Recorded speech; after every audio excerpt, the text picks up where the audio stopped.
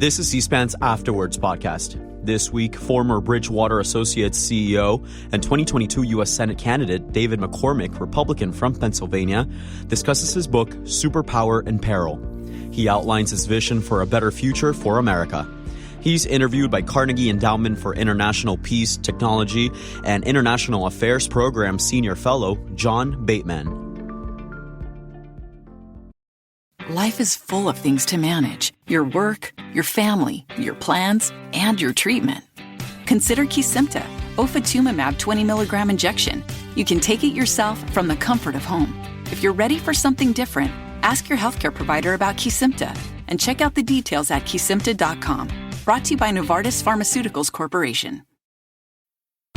This episode is brought to you by Health Carousel. If travel nursing has lost its allure, discover a better way at Health Carousel. Build a career plan that meets your needs, fosters professional growth, and advances your education, all guided by a personal career coach. Don't just settle for another contract. Get the competitive pay, benefits, and full circle support you deserve so you can live and work the way you want. Find out more at hctravelnursing.com/Spotify.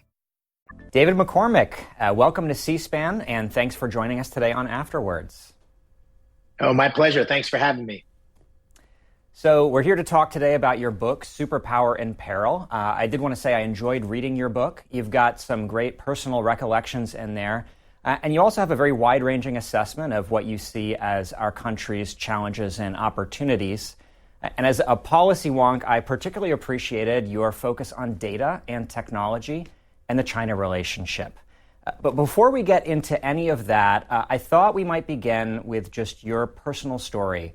For viewers who may not have followed your career in politics, finance, and the government, what should they know about you, and how did it come that you ended up writing a book about the state of our nation? Well, again, thanks for having me. The book was really motivated by the sense that our country was headed in the wrong direction. I started writing it a couple years ago before I even decided to run for the Senate in Pennsylvania, which turned out to be a very high-profile race. But the reason I wrote it was because I really feel like I have lived the American dream. I grew up in a small town in rural Pennsylvania where we have some common roots in Bloomsburg, and then played sports and ultimately had a chance to go to West Point. I grew up, my family had a small farm, and I grew up baling hay and trimming Christmas trees and working downtown at the local McGee restaurant. And then I went to West Point and ultimately went on and served in the 82nd Airborne Division, came back, went to graduate school, and then went back to Pennsylvania and ran a company in Pittsburgh that became a big tech success story and hired about 600 people in Pittsburgh, and then went and served in the government for President George W. Bush in the White House and the National Security Council, and then as Undersecretary of Treasury, and then went and ran Bridgewater, which is one of the biggest investment firms in the world. So when I step back and think about growing up in rural Pennsylvania, I never imagined that I'd have the kind of career that I've had. And as someone who has been so blessed, I felt like I might have an opportunity to give back by both writing this book, but also running for the Senate. As you mentioned, you did run for Senate in Pennsylvania in 2022 as a Republican, very narrowly lost the Republican primary to Mehmet Oz by about 1,000 votes. And there's talk of you running again. I know you've said you're considering it. Let's get straight into the book. The title is Superpower and Peril. It's a stark title. It's a warning. Why is America in peril, and how much peril are we in? Well, you're right. It's a very stark title, and people, it's ominous. And then people say, "But I read the book, and the book's optimistic. How do I reconcile those two things?" And the truth of the matter is, I do believe that we're at a unique inflection point, and we are in decline. And I'll describe that in just a minute. But decline's not inevitable, but neither is renewal. It depends on what we do. And this book was meant to first diagnose the problem, but mostly lay out a path for what we should do. And I start with the premise that we're in decline across a number of dimensions. Economically, we're struggling with $31 trillion debt, inflation that's at a 40-year high, productivity, which is about half what it's been over the last few decades.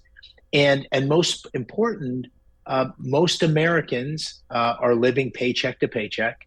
The majority of them think their kids are going to be less well off than they are. And 80% of Americans think the country's headed in the wrong direction.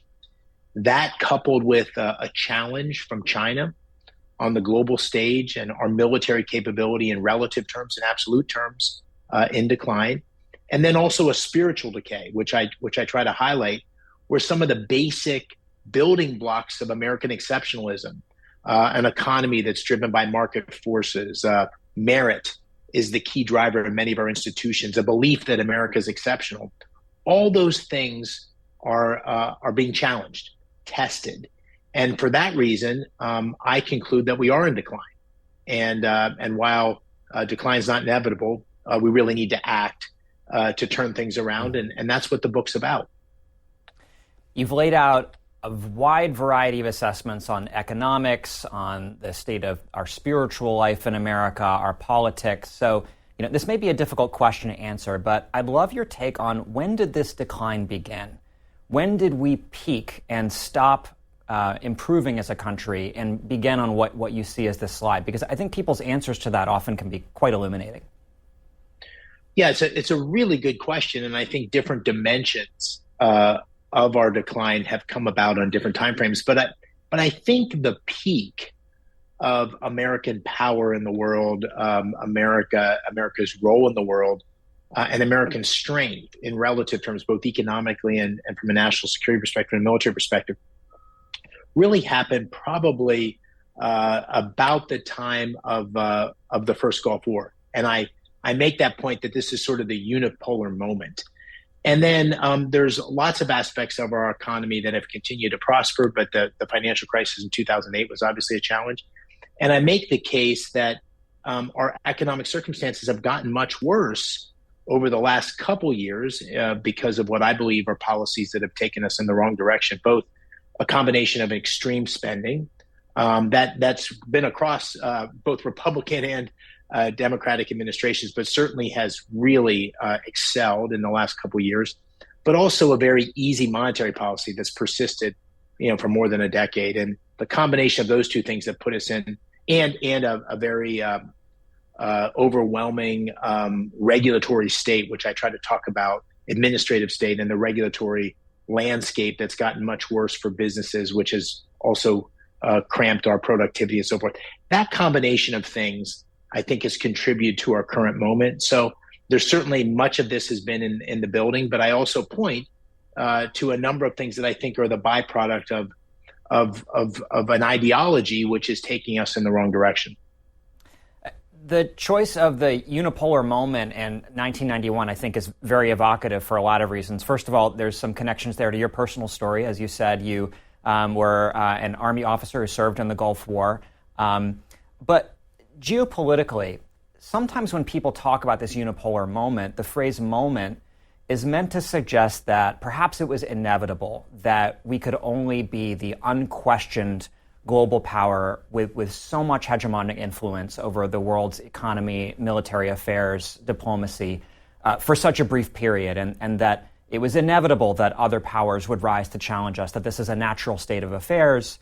And also, if we think about the global economy, that developing countries, which once included China, often grow faster than developed countries like the United States, and so the process of globalization would create a certain kind of leveling effect. So I guess my question for you is, should we aspire to another unipolar moment, or should we be trying to adapt to a more multipolar world, or something in between? I think it's more something in between, because there's relative and absolute. But from the moment that we're talking about, two things have happened.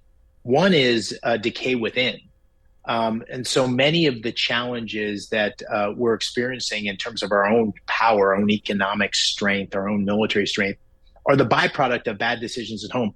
And I try to highlight this with, in particular, education. So sort of the thesis of the book is we need to educate our people, we need to confront China, we need to secure the country. And I have policy prescriptions for what I mean by that.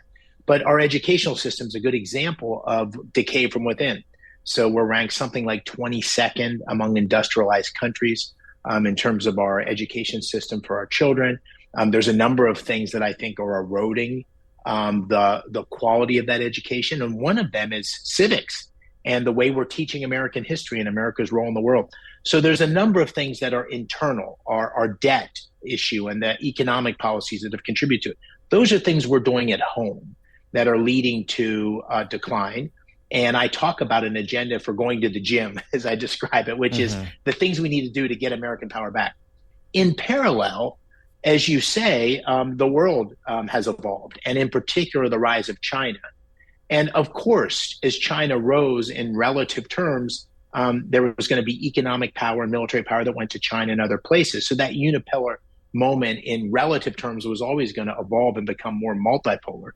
But what's happened with China in particular is an evolution that's very much running counter to American interests. The hope of how China would evolve has not come to pass. And China's become a techno-authoritarian model that both challenges the United States economically, militarily, but also in terms of geopolitical influence. And in particular, China's leadership on technology, which, as I point out in the book, is really quite astounding. There's a recent Wall Street Journal article that described an Australian think tank that just did an analysis of 44 key technologies for economic prosperity and military strength. China was in the lead in 37 of the 44, according to this independent group. So that's the byproduct of China's evolution and its strategy. China has a plan for displacing the United States as a global superpower. And it's also a byproduct of policies and choices we've made in terms of how we dealt with China, which in retrospect were misguided. Well, I want to ask about China. Let me just ask one more question about your big picture perspective on the United States right now. You mentioned the statistic that 80% of Americans think that we're on the wrong track. And this is something I was thinking about as I read your book. In many ways, Americans are united in a belief that our country is in peril and facing unprecedented danger. And a lot of what you laid out, many Americans would agree with: the concern about rise of China, a decline in economic prospects.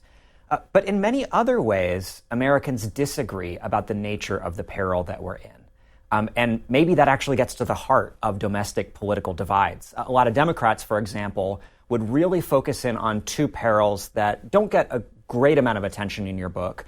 One is threats to American democracy, as typified by January 6th, and the other is the existential threat of climate change. So what's your assessment of these other perils, and what would your message be to Americans that have a different perspective or rank ordering of why our country is in danger today? Well, I think the polarization, I do try to address this head on. I think we have divisions within the conservative movement and the Republican Party, and obviously divisions across the country. But one of the things I try to highlight is that the last 20 years in particular have been not great for a huge part of our population. The economic well-being of many Americans, if you held assets over the last 20 years, you've gotten a lot richer, but only a small percentage of Americans own assets. And for the large majority, something like 85, 90%, real incomes have remained flat and inflation's pervasive. And the fentanyl that's coming across the border is coming into those communities. So I think the lack of confidence in our future, the belief that America is headed in the wrong direction, there's lots of reasons. I'm not trying to make it single-minded. But I think the fact that the American dream, the idea that you can, if you work hard and play by the rules, you can get ahead, your life's going to be better, it's just not working for many, many Americans. And so, I learned as a CEO a long time ago, there's a lot of problems you're trying to solve. But I've tried to zero in on the things that I thought would make the biggest difference in terms of uniting our country. And I thought the couple of things we could probably unite ourselves around, both as a conservative movement, but as a country, is the desire to have dynamism in our economy, the desire to have opportunity for all. By the way, that economy that I just described has been particularly disadvantageous to blue-collar workers, to minorities.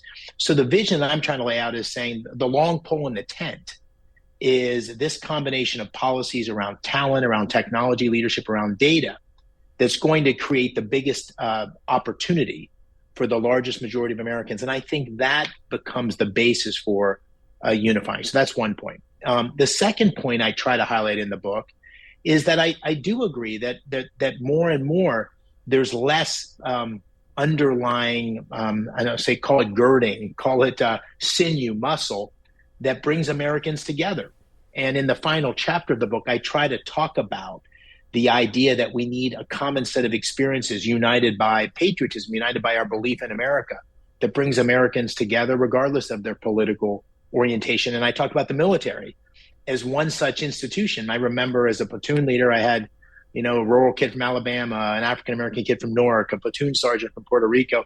I served with those people. We went to Iraq together. I never remember having a political conversation. I couldn't have told you who was what politically. And so I think one of the problems in our society is we don't have a common set of experiences as we did earlier in our society and earlier in our history that bring us together. And I propose some things that we might want to consider. But at least those are two things that try to address what I believe is at the core of some of our fundamental division. This episode is brought to you by Health Carousel. If travel nursing has lost its allure, discover a better way at Health Carousel. Build a career plan that meets your needs, fosters professional growth, and advances your education, all guided by a personal career coach. Don't just settle for another contract. Get the competitive pay, benefits, and full circle support you deserve so you can live and work the way you want. Find out more at hctravelnursing.com/Spotify.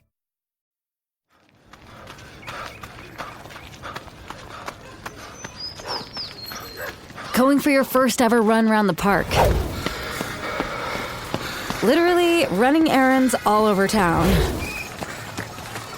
Running for the finish line and your personal best. If you run, you're a runner.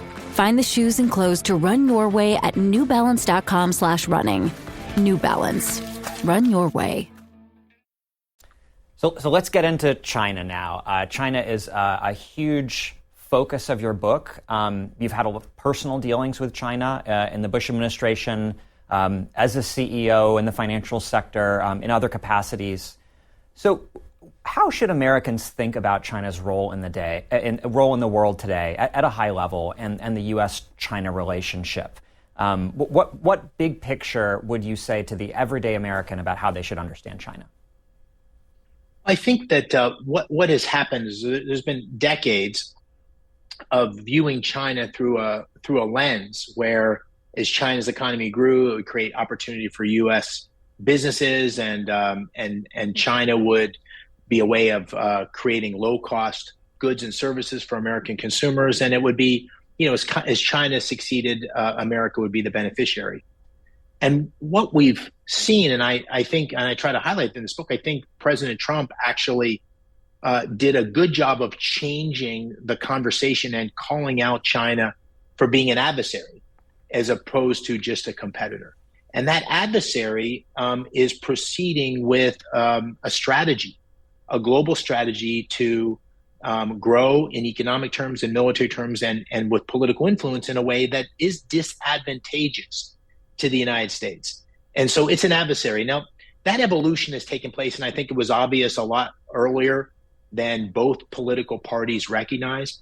But so you had a growing divergence of interest between China and the United States. The bet that we took where China would continue to open its markets to U.S. companies, that China would stop stealing through intellectual property violations and so forth, that bet was proving to be wrong for a number of years. And so we were too slow as a country to accommodate that.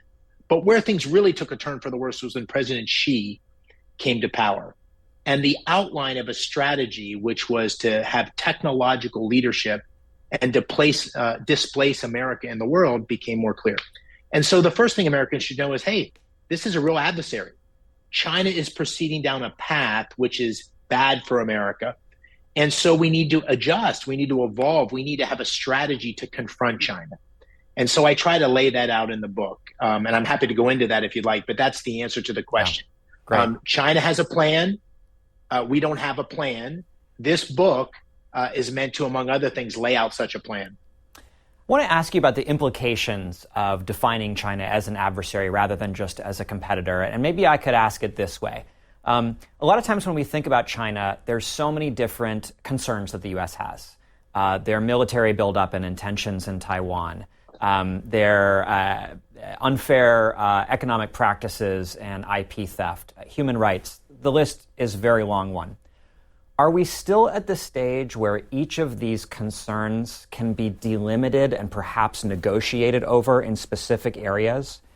Or in your view, have we moved into a world where the concerns with China are so broad and deep and intractable that the problem is really China's power and that we should be seeking to constrain and contain China in a fundamental way? Well, I would sort of object to that either or kind of framing. I would basically say, listen, the notion of treating China as simply a competitor, the idea that with engagement, China would correct its intellectual property theft, the idea that it would constrain its military ambition, the idea that it would be a friendly, serious competitor, but a friendly competitor as opposed to an adversary, that's been the strategy. Essentially, the alternative you lay out is what we've been doing.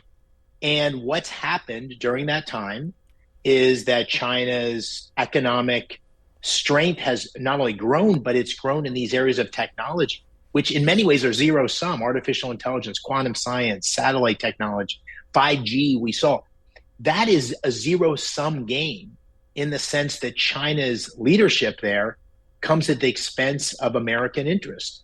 And China's aggressive behavior globally, we see it most recently with China in 1 week brokering an agreement between Saudi Arabia and Iran, while simultaneously having President Xi visit Putin and reinforcing Putin's ambitions with Ukraine and in Europe. So a passive strategy hasn't prevailed. And so, yes, we need to have a much more confrontational approach. It needs to be measured. It needs to be firm. It needs to be steady. And it needs to have two pieces to it. One is we need to do the work at home. We need to go to the gym. We need to build our strength. The best thing we can do to combat China's aggression is to be strong at home. We can do a lot of that regardless of what China does. And then we need to confront China abroad. And I lay it out in a chapter in the book on confronting China, where I essentially say we need to decouple in strategic areas like semiconductors or pharmaceuticals, where we're dependent on China. We all learned, I think to many of our surprise, how dependent we are on China or Taiwan, which is 90 miles from mainland China, for semiconductors as an example, or for pharmaceuticals. That's one. Two, we need to be much more forthright in terms of holding China accountable for bad behavior. And the two areas I highlight in the book are human rights abuses with the Uyghurs. We need to speak clearly and strongly on that, but also COVID.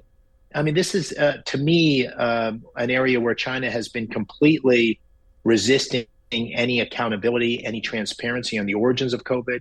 The idea that we couldn't even have the notion that the Wuhan labs were connected to the potential virus created in Wuhan, and the idea that we don't have transparency on that, despite the belief from our intelligence services that there is a connection or a possible connection. That's the second thing we need to do. The third is we need to have investment review process, which stops U.S. companies from investing in China, particularly in ways that directly is against U.S. interests. So, for example, today, there are Silicon Valley venture capital firms that invest in artificial intelligence, companies in China that work directly with the PLA and the Communist Party. That makes no sense. It's unacceptable. And then finally, we need to have a much more carefully orchestrated and explicit set of strategies with our allies, like Japan, like Australia and others, for confronting China's aggression. So that's the kind of comprehensive whole of nation strategy I think we need to be able to deal with the rise of China and the growing aggression of China. And I think by doing so, we greatly increase the likelihood of being able to coexist with China in the world, but only through a position of strength. So let's zoom in on this strategic decoupling concept. I think something like strategic decoupling is clearly well underway already. And a lot of people would advocate something along the lines of what you suggest, that we should pare back what we might view as high-risk economic connections with China in the areas of sensitive strategic technology. And you mentioned a few of those areas, and you talk about more in the book. I think often where the rubber meets the road is where do you draw the line? How do you differentiate between the most strategic technologies and others that could be safe or even beneficial for the United States and for the world to continue engaging and trading in China? How do you think about that? Well, first of all, I think you skipped past a really important point, which is you said everybody pretty much agrees. That's true, but look what a remarkable change that was. I mean, just look at how incredibly dependent our supply chains have become. And in a matter of a few short years, we have a significant reckoning. And I think that's important because it shows how flawed we were for so long in terms of not recognizing this threat and how highly dependent we had become almost in ways that we didn't recognize. So now how to think about that.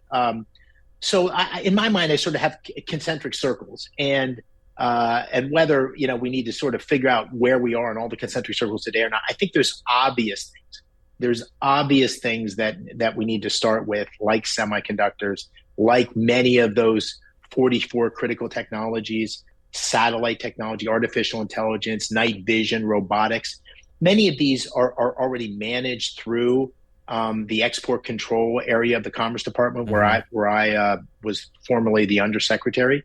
But what's happening now is we need to be much more stringent about making sure that U.S. companies aren't supporting the indigenous growth of those sectors in China, but also that we have much more holistic strategies for ensuring we're not dependent abroad. So when I think about concentric circles, I think within the center of that concentric circles are those technologies which are so critical that we need to have the capability at home.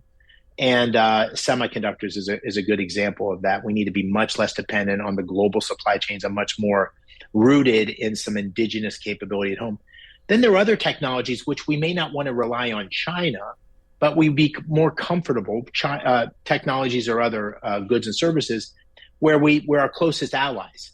The Five Eyes countries, as an example, or some of our closest allies in Europe, where we would be dependent on those supply chains, but supply chains within our closest alliance group. This is this trusted network concept that Keith Kroc had put forth in the Trump administration. I think it's a good one.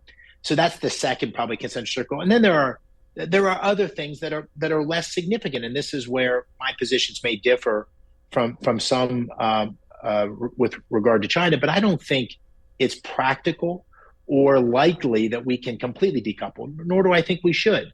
So when I'm on the campaign trail in Pennsylvania, I heard this up close and personal. So I'm in York, and I'm at a machine shop that builds frames for Harley-Davidson motorcycles, frames on the back where you put your luggage and things like that. And the guy said, listen, most of the big market for Harley-Davidsons and our work that we're doing is China.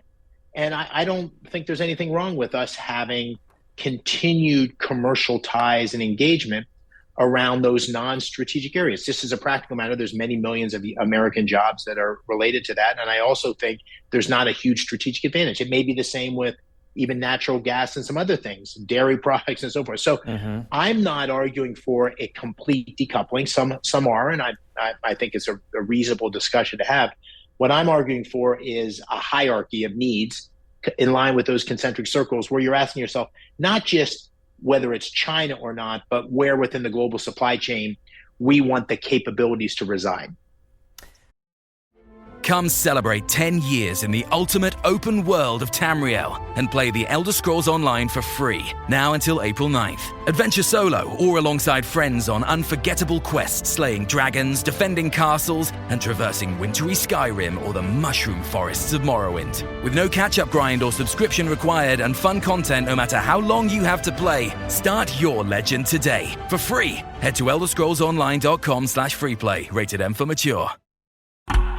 Oh, such a clutch pickup, Dave. I was worried we'd bring back the same team. I meant those blackout motorized shades. Blinds.com made it crazy affordable to replace our old blinds. Hard to install? No, it's easy. I installed these and then got some for my mom, too. She talked to a design consultant for free and scheduled a professional measure and install. Hall of Fame son. They're the #1 online retailer of custom window coverings in the world. Blinds.com is the GOAT. The GOAT! Go to Blinds.com for up to 45% off. Blinds.com. Rules and restrictions may apply.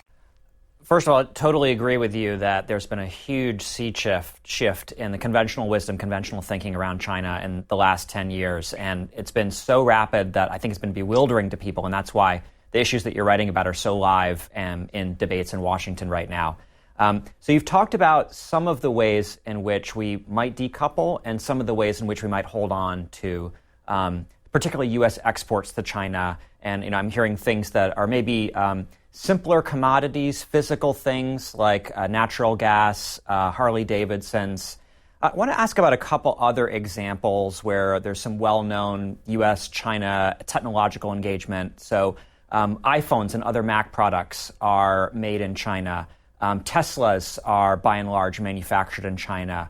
How do you rate those cases? Where would you put that in your concentric circles? Is that more of a risk in terms of U.S. corporate dependence on this government and market, or is that more of an opportunity for win-win commerce?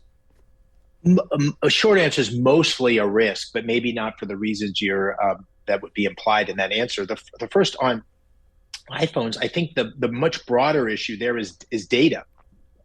And I try to highlight this. I have an entire chapter in the book on data. And that's a subset of the broader problem where China has a strategy for domination of data. Data is a huge strategic asset. I make the point that The Economist had this headline, "Data is the new oil." Not quite. It's of equally, maybe even more significant importance strategically than oil used to be.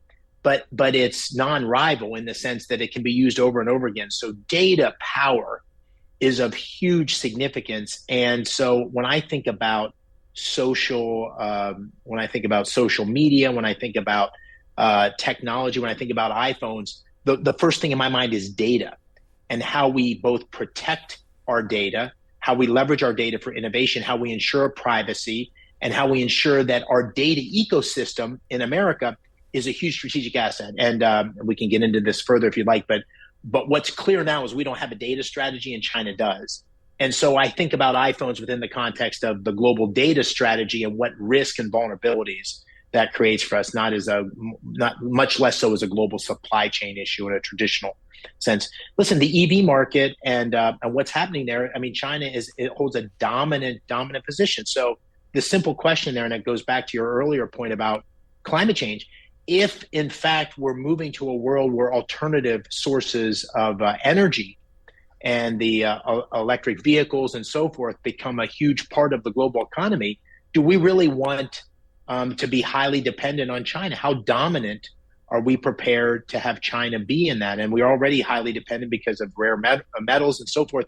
So no, I would be very reluctant to cede such a critical part of America's future to an adversary who could ultimately leverage that in a way that created pressures or strategic influence on American interest.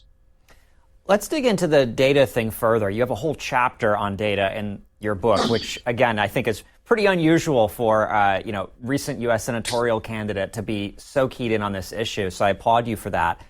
You talk about TikTok, which of course is a hot topic in Washington, has been for quite some time. And you talk about some of the data privacy concerns around TikTok. And you had a really evocative quote there, because you're talking in the book about how the Chinese Communist Party could, in theory, be able to access the data that TikTok has on American users. And you say, quote, "Some might say this data doesn't matter for national security. But even the most innocuous seeming information can be used for nefarious purposes." Now, what I want to ask you about is, if that's true, and if we're moving into a world where more and more products are suffused with data, you mentioned in the book that cars are now huge data collection entities. How do we then continue to trade with China when more and more products and services will have some kind of a data component? You buy a car, it's a data collection. You buy software, it has data collection. How do we get out of this situation? Or does the rising importance of data mean that the strategic decoupling is going to have to get broader and broader over time? Yeah, it's a great question. I'm not sure of the answer to that question, but let's start with the basic premise, which is we don't have a plan. And you said I'm a very few Senate candidates. Well, I didn't write this book as a Senate candidate. I started writing the book before I ever decided to run for the Senate. And what I was trying to focus on are the key issues that confront America as we think about America's leadership in the world and American renewal.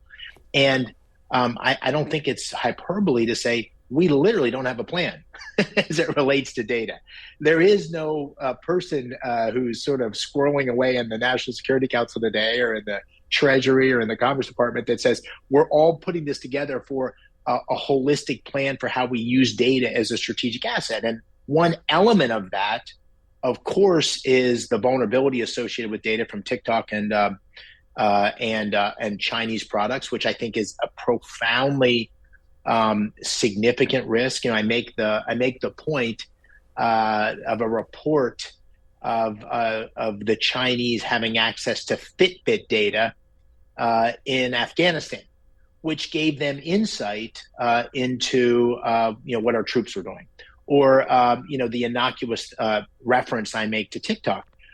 Who knows how some of the things that are trending on TikTok maybe influence the opinions or the general direction of our youth. It's an interesting observation that China dramatically restricts the use of TikTok at home in ways that are completely unrestricted. And I'm not arguing for restriction of social media for our kids. I think that's a parent's job, not a government's job. But that's an interesting observation. So I'm not exactly sure where those lines would be. What I'm arguing for is that we need to have a thoughtful, holistic strategy as a country for dealing with that. And at the center of the data strategy should be data privacy, data protection, but also recognizing that data and using data is going to be a key driver of innovation. And I make the point in the book, but just for your listeners to highlight why data is so important in innovation. One of the reasons America was so successful working with others in the COVID vaccines was because of the capacity to share data among those that were researching on this and make compounding breakthroughs. The reason we're all both very excited about the possibilities, but also deeply troubled by the risk associated with chatbot is that the power of this data, if channeled in the right direction, can have huge consequences. So in a nutshell, I'm saying we need a strategy. And one of the things the strategy would address is the question you ask. Makes a lot of sense, the idea of developing a coherent strategy. And I think two proposals in your book that are particularly timely is a call for national privacy legislation and a focus on privacy-enhancing technologies, which, if they develop well, could be a way out of some of these dilemmas. Maybe there is a way to safely trade with China if we can figure out the technical answer to having that data protected. I want to ask about, please go ahead. I think that's right. Yeah, I think that's right. And, listen, the other thing I highlight, which I think is obvious, but I think maybe a controversial notion, but I'll just say it, is that social media echo chamber is also something that I highlight in the book, in the sense that I do think that and I think there's documentation to support this, and I try to cite that research in the book. But the fact that we have an echo chamber that in our social media, but media more broadly, but in social media, which is left leaning, and therefore even the marketplace of ideas, where social media is becoming such a greater and greater source of news and information for all of us, the fact that marketplace of ideas has an embedded bias, I think is detrimental. It's detrimental to the free exchange of ideas, the debate around ideas, and detrimental to trust. That one of the underlying sources of division within the country, the polarization you refer to, is a lack of trust. Different people lack trust for different things, that's for sure. But one of the things that certainly is a big part of the problem among conservatives is the belief that the social media world is highly biased, and therefore that's no longer a source of information that we can all seek to use as a free exchange of ideas. And so that's one of the other things that I try to talk about in the data chapter. and say that's something that we have to address head on. I try to offer some ideas on how to do that. You brought up the compare and contrast between, on the one hand, China's doing a lot to regulate its own information space, social media, and tech ecosystem. And on the other hand, we don't want to emulate that model, right? So, for example, with all the concern that we have about the rise of these tech giants in China, it's been astonishing to watch President Xi Jinping's policies destroy the majority of the economic value of a company like Alibaba, and others are really on their heels. They're under political pressure, antitrust pressure, regulatory pressure. So does that tech crackdown in China give lessons for us in the United States about what to avoid, or does it create space for us to maybe look at the antitrust concerns with our own tech companies with less of a fear that there's these Chinese giants immediately breathing down their neck, ready to pounce on any kind of restraint that we put in place here? Yeah, it's a really good question, because at a higher level, it's a bit of the contradiction that I try to highlight in the book, which is, I think by any objective measure, China has made huge strides from a technological perspective in pursuing leadership. I made the reference earlier about those 37 to 44 technologies. The social media technology is one such technology, EVs another, and then there are many others. And so that leadership is indisputable. That success and progress thus far is indisputable. At the same time, we inherently believe that as Americans, and I think those of us who are advocates of free enterprise believe that system of state enterprises and state allocation of capital can't, in the long run, be as successful and dynamic as the U.S. system. And so how do we respond to that from a policy perspective? And what I try to lay out, both in the area of data but also technology leadership, is we can't, in our desire to out-compete China and take on those areas where we must have leadership, we can't adopt a China model. We can't out-China China. And we got to be careful not to take the wrong lessons from the success as China has had. At the same time, there's an undeniable reality that they've made huge progress. And you may recall in the book, I lay out a strategy for technological leadership, an innovation policy which tries to bring together market forces, tax incentives, co-investing to try to draw private capital to the areas that I think we need the most success. And I have part of the chapter is titled, "What Would Milton Friedman Say?" Because Milton Friedman wouldn't probably agree with what I'm arguing, but at the same time, I don't think Milton Friedman or that line of thinking would have good answers to our current moment. And so what I'm advocating for here is, and as a conservative and someone who has traditionally believed in small government, limited government involvement, it's basically been the pathway to growing success. I think in the area of big tech, we need to be a little more discerning.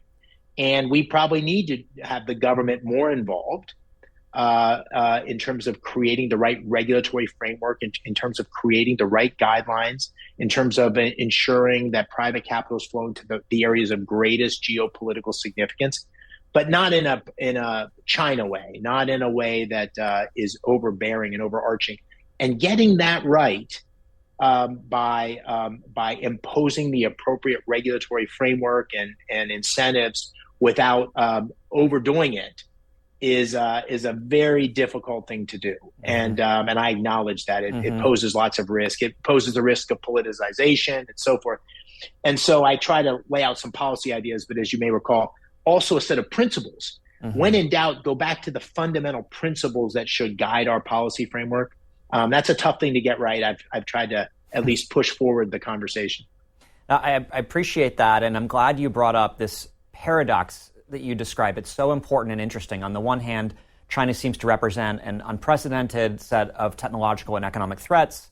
On the other hand, there's a sense that we have as Americans that they're pursuing the wrong economic model in some ways, or that they have real vulnerabilities. A couple quotes from your book that I found really evocative I wanted to ask you about. You mentioned at one point China's extensive internal weaknesses. And you ultimately say that, quote, China's economic and political problems far exceed our own, and that you would take our position in this race over theirs any day.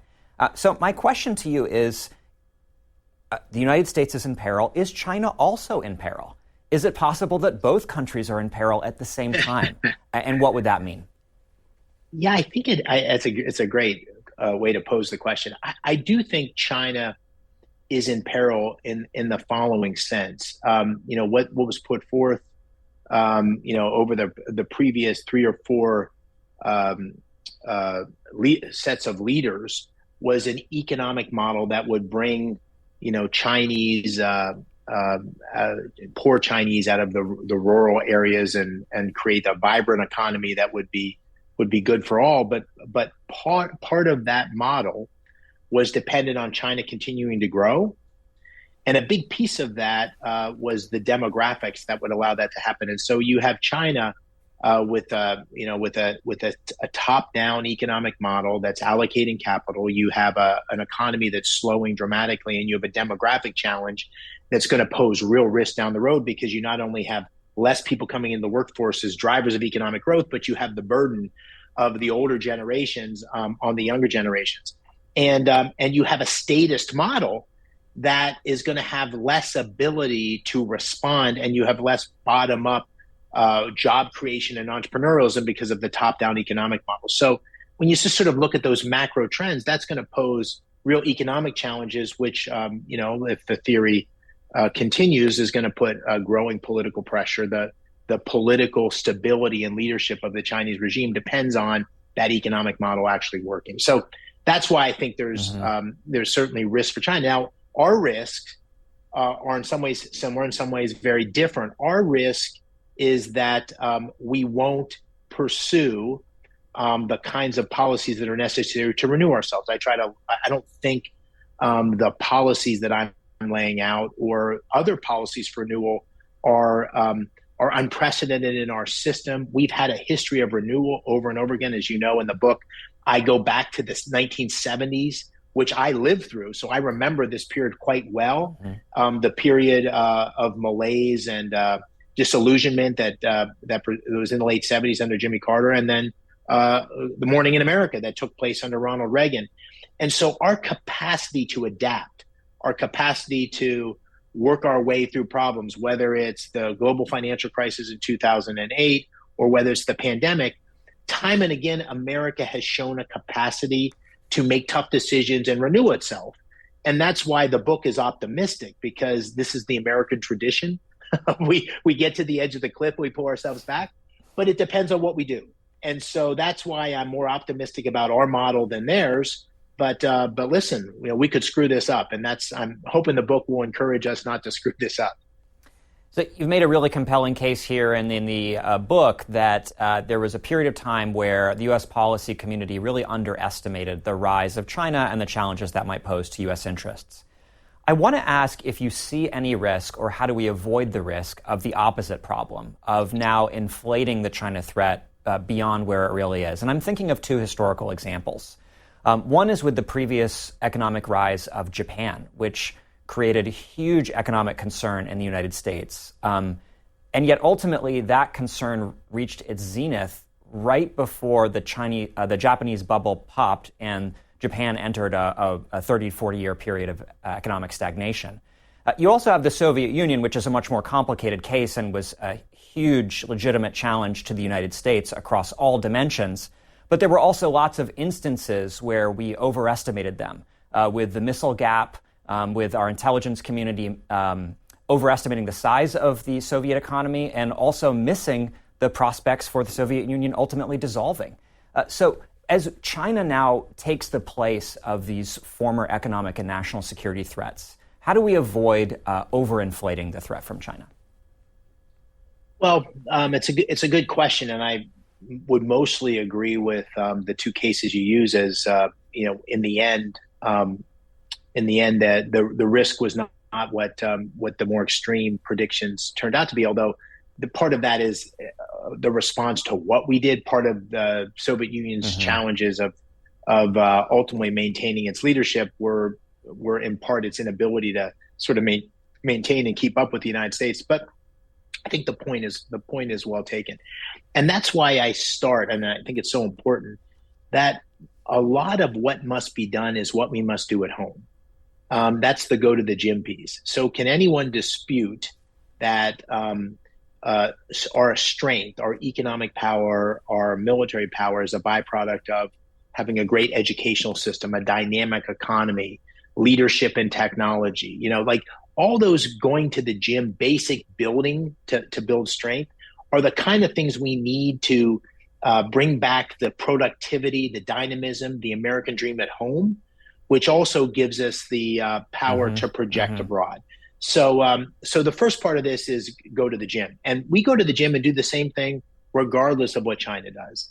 The second piece is obviously reducing our dependency on China, which is largely what the confront China is. Reduce our dependency on China and don't help China become even a more powerful adversary, right? Don't make the problem worse by becoming more dependent on China or helping them in key areas which are going to challenge us. But all of this needs to be done with wisdom and care. And the guy that you don't want to be is you want to be the strong, silent person that is projecting strength, firmly projecting America's interest abroad. We need to not look for opportunities to be provocative and create greater challenges. I'm advocating for getting tough and strong and firm, reducing our dependencies and not supporting China's rise as an adversary, and speaking strongly and toughly and consistently. What I'm not advocating for is defining American policy solely through the eyes of China. But if you were going to say, have we aired too little or too much over the last decade? It's been too little. So I think this awakening that we're having across parties is good. And what I've tried to do now is put a very firm set of policies next to the rhetoric and say, okay, now here's what we do. We all agree we have this problem. Here's what we need to do to make sure we renew ourselves at home, but also project our strength abroad.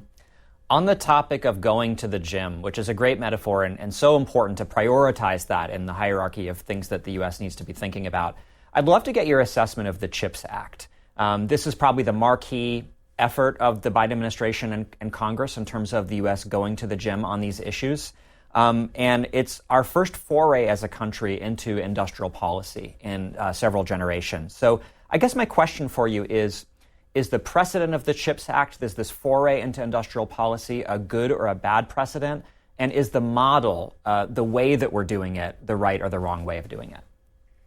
Well, as I say in the book, Superpower and Peril, I try to differentiate between a China top-down policy, and I try to differentiate between traditional industrial policy, which I think the CHIPS Act was largely in the frame of that, and I'll describe what that means in a minute. So I think the sentiment behind the CHIPS Act was good. In other words, we can't, we're competing against these heavily subsidized companies and countries abroad. We've got to bring capability home. That sentiment I agree with. We need to increase basic R&D. That sentiment I agree with. It's tiny relative to what needs to be done. So if you said wave a magic wand, what did you like and not like? I think we need to dramatically increase R&D, basic R&D.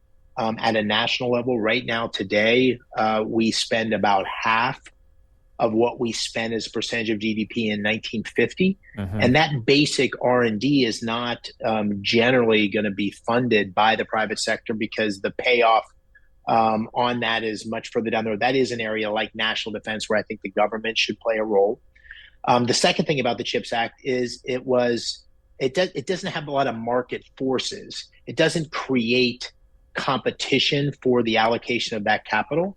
And the third thing, which I think became more obvious after the fact, is tied to the money that the companies got. The traditional set of companies that received the money was a set of additional policies, daycare and diversity and inclusion, a whole set of progressive policies that were tied to the money, which I think is the beginning of a really slippery slope where we're going to impose other policy objectives on this clear policy of making sure that we have the kinds of national security capability, technological capability at home.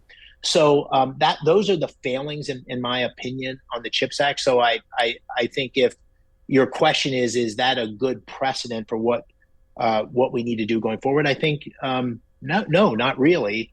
I try to lay out in the book the kinds of things I would be encouraging, which are much more attuned to bringing market forces into these key technologies, in addressing the same problem the CHIPS Act is trying to do.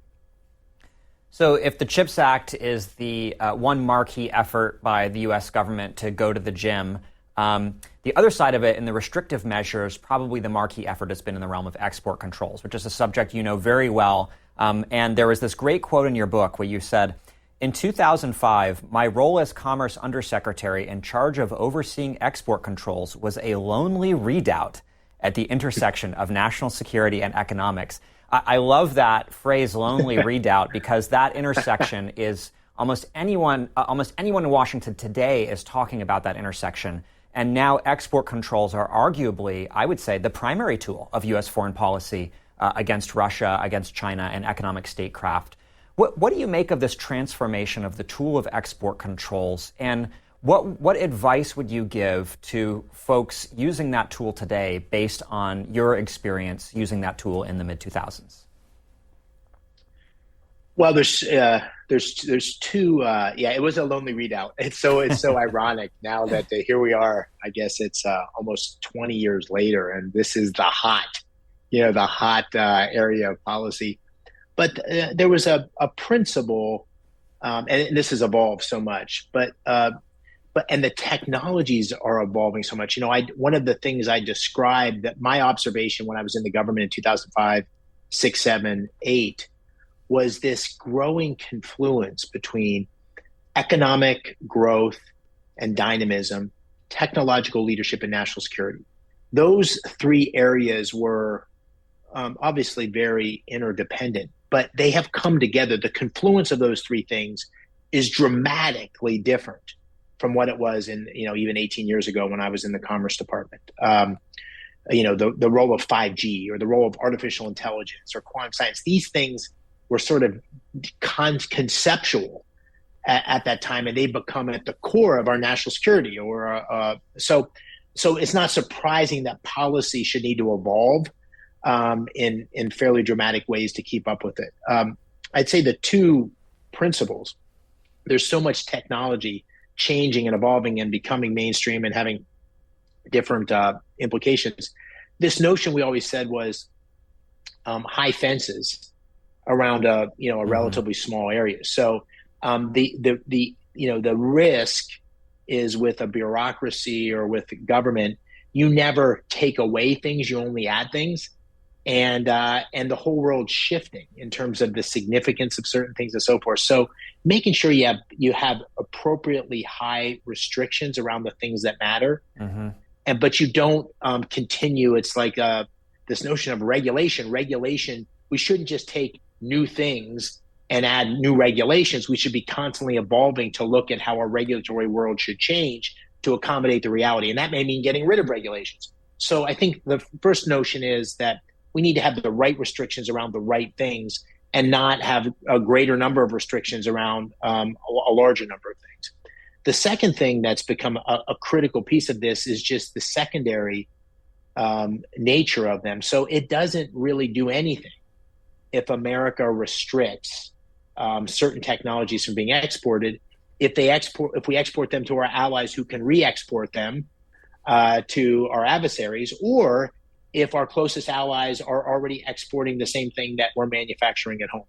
So it has to be a diplomatic effort where our export control regime has to be one that's coordinated with our closest allies around the world. It's the only way it matters. It's like sanctions. They only matter if they're holistic and coordinated among the key suppliers in the world. And so that role now and our strategy and our policy needs to be much more internationalized than it ever was before. And it needs to be incredibly dynamic because the technology is changing at a greater pace. There's so many other questions that I had for you. and it's been a really rich conversation. Unfortunately, we are out of time. So if viewers, readers want more, they're going to have to go out and get a copy of your book. Thanks again for making time to be on C-SPAN today. My pleasure. Thanks for having me. Thank you. Thanks for listening to this week's Afterwards podcast. If you enjoyed this podcast, listen to C-SPAN's podcast about books. Learn about the latest nonfiction books and best-selling authors.